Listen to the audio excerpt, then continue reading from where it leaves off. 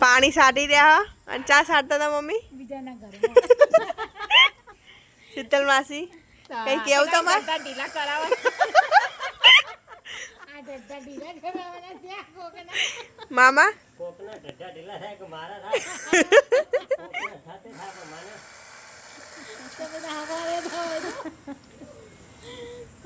ગરમીની મોજ આ રહી છે ફરી એકવાર મારો ને ફુવારો મજા આવે તો બે આય